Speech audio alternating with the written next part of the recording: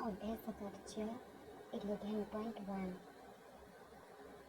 ତଳେ ଦିଆଯାଇଥିବା ଚିତ୍ରମାନଙ୍କର ପରିସୀମା ନିର୍ଣ୍ଣୟ କର। ଏହା ଏକ ବର୍ଗ ଚିତ୍ର, ତେଣୁ ଏହାର ପରିସୀମା ସମାନ 4 ଗୁଣନ ଦୈର୍ଘ୍ୟ। ଏଠାରେ ଦୈର୍ଘ୍ୟର ଭ୍ୟାଲୁ 4 ସେମି, ତ 4 ଗୁଣନ 4 ସମାନ 16 ସେମି।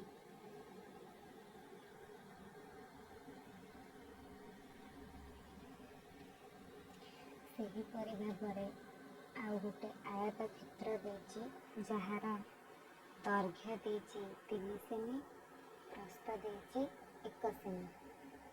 ତେଣୁ ଏହାର ପରିସୀମା ସମାନ 2 ଗୁଣନ ଦୈର୍ଘ୍ୟ ଯୁକ୍ତ ପ୍ରସ୍ଥ।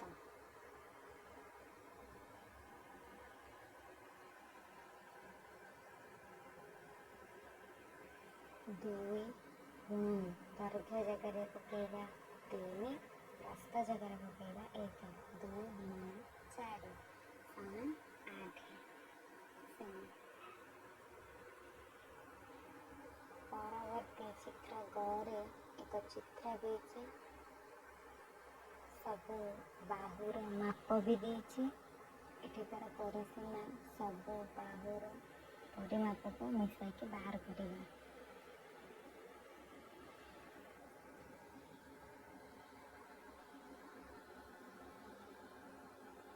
ସମସ୍ତ ବାହୁର ଯୋଗଫଳ ଯାହା, ଏହି ଚିତ୍ରକର ପରିସୀମା ମଧ୍ୟ ସେଇ। ଆମ ଟୋଟାଲ ହେଉଛି 28 ସେମି।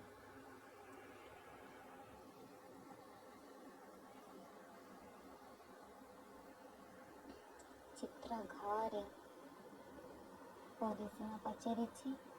ଆମେ କ'ଣ କରିବା ନା, ଏବିର ଏତିକି ମାପ 100 ଯୁକ୍ତ 60 ଯୁକ୍ତ 50 ଯୁକ୍ତ 30 ଯୁକ୍ତ 40 ଯୁକ୍ତ 60 ସବୁ ମିଶେଇକି ଆମର ଲେଖିବା 340 ମିଟର।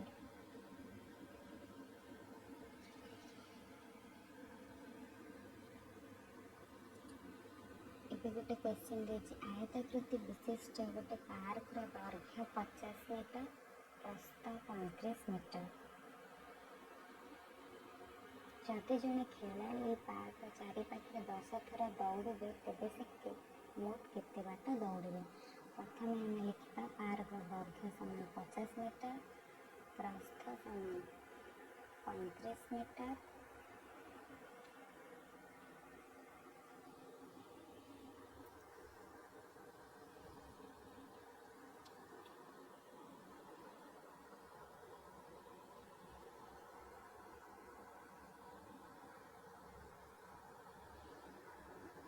ପାର୍କର ପରିସୀମା ସମାନ 2 ଗୁଣନ ଦୈର୍ଘ୍ୟ ଯୁକ୍ତ ପ୍ରସ୍ଥ।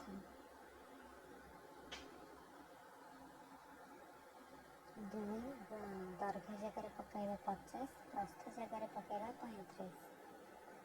2 ଗୁଣନ 85 ସମାନ 170 ମିଟର। ପାର୍କର ପରିସୀମା ବାହାରିଗଲା 170 ମିଟର। ଅତଏବ ଜଣେ ଖେଳାଳି ଏହି ପାର୍କର ଚାରିପାଖରେ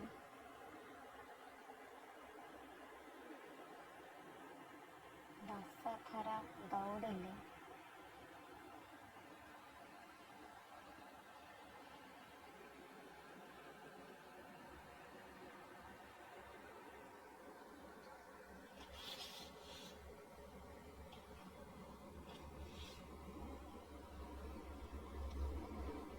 ମୋଟ ବାଟ ସେ ଦୌଡ଼ିବେ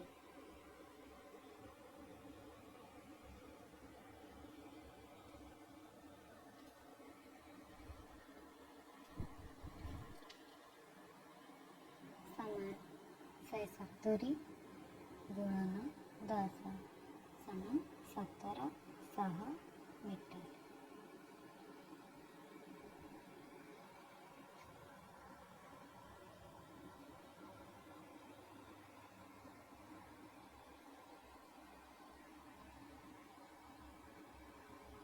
ସେହିପରି 4 ନମ୍ବର ପ୍ରଶ୍ନ ଦେଖିବା।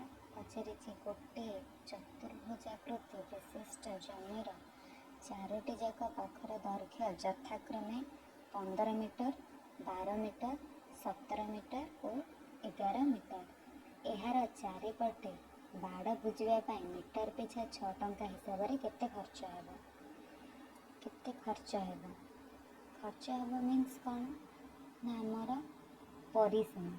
ଆମର ପରିସୀମା ଟୋଟାଲରେ ସେ ମିଟର ପିଛା ବାଡ଼ ବୁଝିଲେ ଯଦି 6 ଟଙ୍କା ହିସାବରେ କେତେ ଖର୍ଚ୍ଚ ହେବ?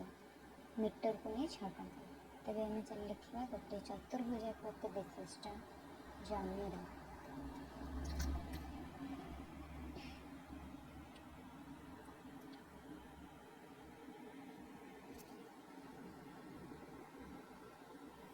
ଚାରୋଟି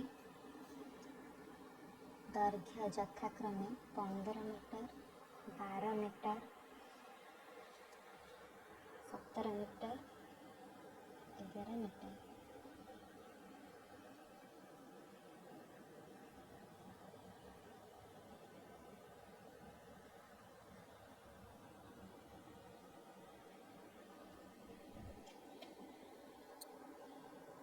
ପ୍ରଥମେ ଆମେ ଚତୁର୍ଭୁଜର ପରିସୀମା ବାହାର କରିଦେବା।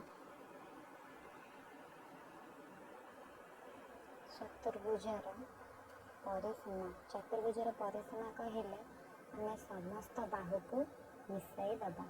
15 ଯୁକ୍ତ 12 ଯୁକ୍ତ 17 ଯୁକ୍ତ 11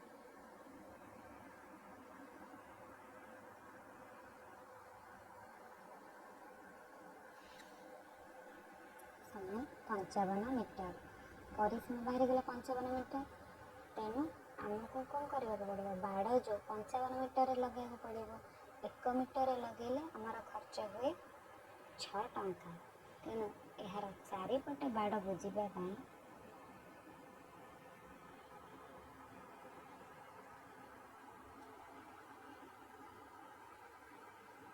ମିଟର ପିଛା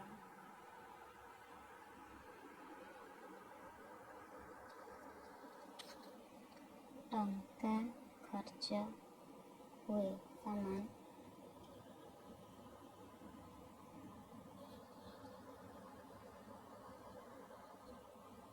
6 ଟଙ୍କା। 55 ମିଟର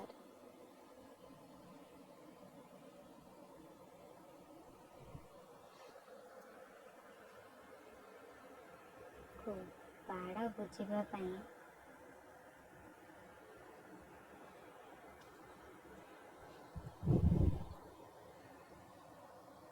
ଖର୍ଚ୍ଚ ହେବ ସମାନ 55 ଗୁଣନ 6